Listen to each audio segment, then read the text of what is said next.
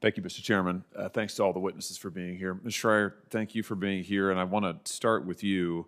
You have written at some length about the effect of this act, the potential for this act to affect girls' opportunities in sports and women's sports from young ages when they are girls to all the way up to when they're women competing at the Olympic level. And you interviewed recently Olympic track and field coach Linda Blade, and you asked her what this would mean for girls and women's sports. And I'm quoting now from your piece on this: "Finished, done," is what Linda Blade said. "The leadership skills, all the benefits society gets from letting girls have their protected categories so that competition can be fair, all the advances of women's rights, that's going to be diminished," end quote. Tell us about that. Why is it that women's sports, women's opportunities in athletics, the opportunities of young girls to compete on a fair and equal basis will be so severely impacted by this law?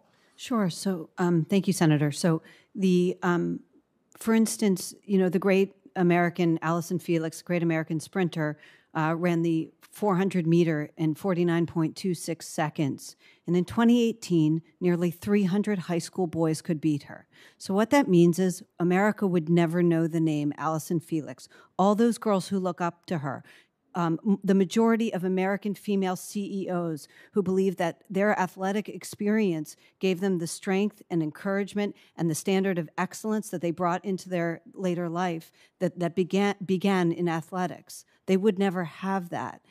We can go across sports. Venus and Serena Williams in their prime, and I believe it was 1998, challenged anyone outside the top 200 male tennis players to a game, and number 203 in the world, and the man beat them handily, both 6-1 and 6-2 the other. So we would never know the names Venus and Serena Williams, and then of course none of the girls below them either.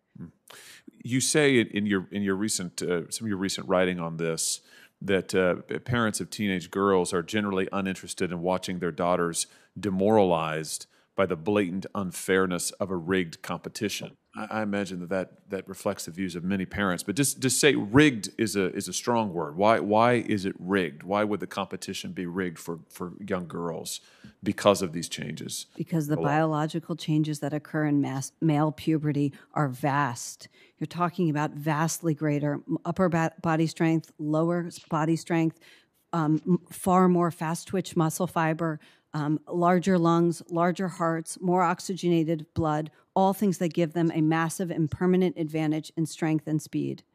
Let me give you an opportunity to respond to the argument made by advocates of this law, and I think by some of the witnesses here today. Mr. David, I think, said just a few minutes ago that the Equality Act would not create a new reality for women's sports, that there would be no significant changes, that things would remain essentially as they are. I mean, what's your take on that? Why, if he's wrong, why is he wrong? My take is that all the questions seem to suppose that girls can take it. They can give up a few trophies. Come on, they can handle the risk. Except that it is only one group that's asked to bear this risk. It is always women and girls.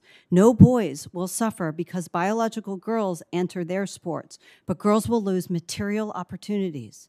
So in other words, the risk and the harm, you're saying, falls disproportionately on women, and maybe in particular disproportionately on younger girls who are just entering sports, who are trying to get, as you said, that experience, trying to get those leadership opportunities. They're the ones who would be disproportionately harmed. That's what you're saying. Yes, that's correct.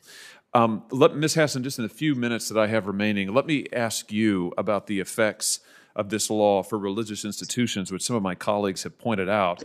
Now, I was interested to hear a colleague of mine on the Democrat side say just a moment ago that this law makes no changes to the Religious Freedom Restoration Act, and in fact has no effect on RFRA, does not repeal RFRA, and is not a carve-out. Now, maybe I can't read the text, but my understanding is there is an explicit carve-out in the Equality Act for RFRA. In other words, RFRA explicitly does not apply any longer under the Equality Act to any of the any of the behavior, any of the regulations, anything covered by the Act. I'm aware of no other law that seeks to shred RFRA in this way. And the effect of it basically is that churches, religious ministries, Christian colleges and universities they'll be unable to pursue their missions, particularly if they involve service to the poor, service to the needy. I mean, tell us about the significance of what this bill does when it comes to completely upending decades of religious liberty protections for religious organizations of all kinds. Well, I think there was a little bit of, I don't know, the language used that this does not change RFRA. Well, it's true, it's not amending RFRA, but what it's doing is saying you can't use it, you can't have recourse to it. So the Equality Act specifically in the text of the law expressly abrogates the use of RFRA with regard not just to Title VII, but Title II, Title VI, the entire chapter of federal law. And so this has huge ramifications. So it's, I don't know, disingenuous or something to say, well, it's not changing RFRA. It's just taking it out of reach and saying you cannot use it to anything that where this law is being applied.